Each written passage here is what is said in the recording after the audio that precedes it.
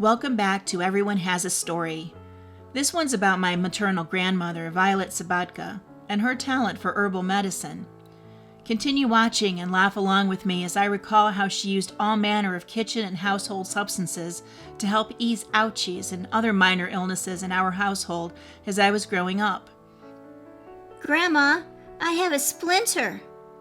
Sit down at the kitchen table and I'll get the no-noth.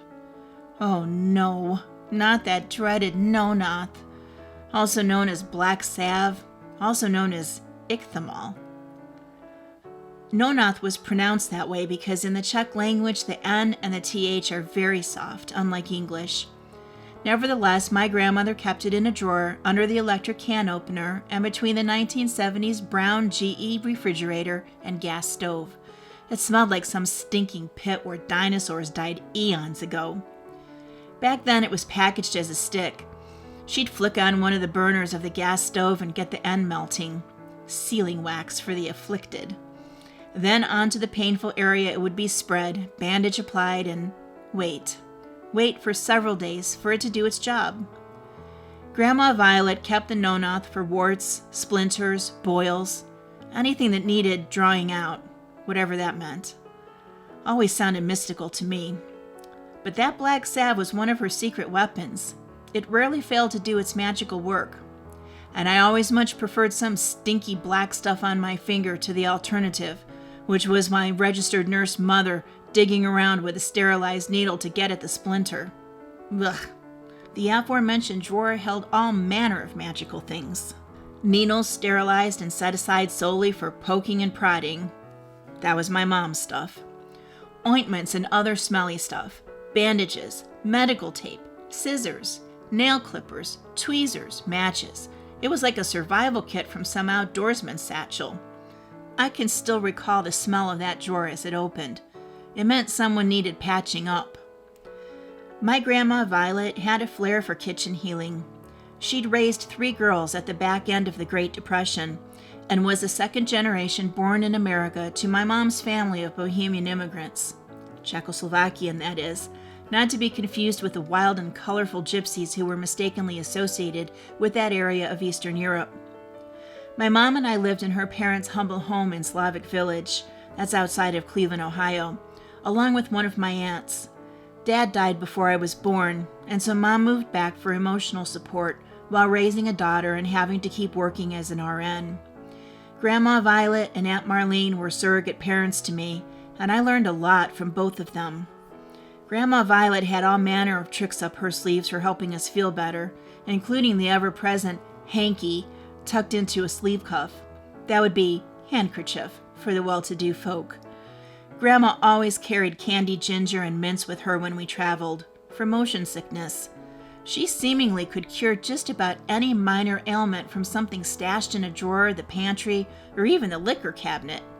There was a dreaded no-noth, but there was also Vicks Vapor Rub for my annual winter cold cough and sore throat.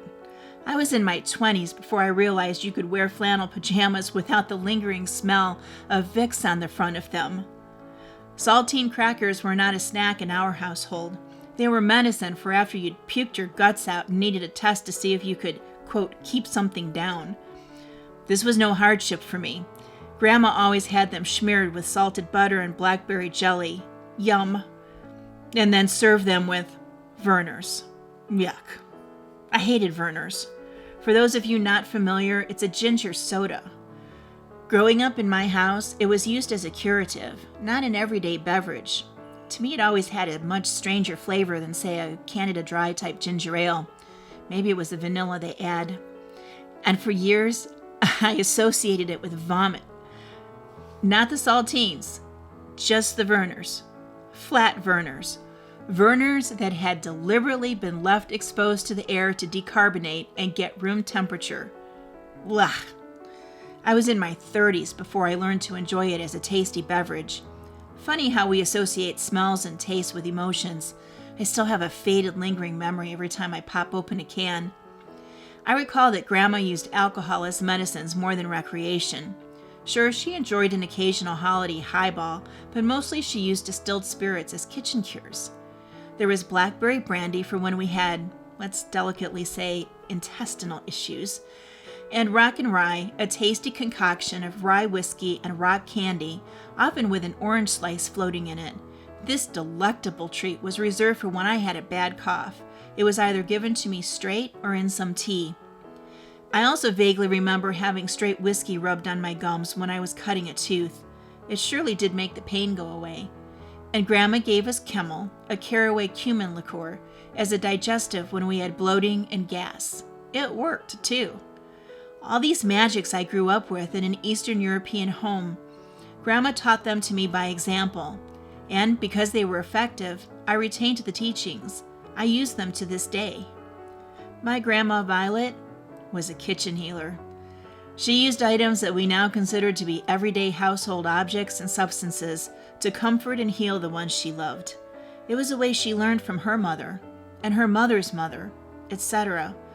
Physicians were very expensive, and employee-sponsored health insurance was not widely available before World War II.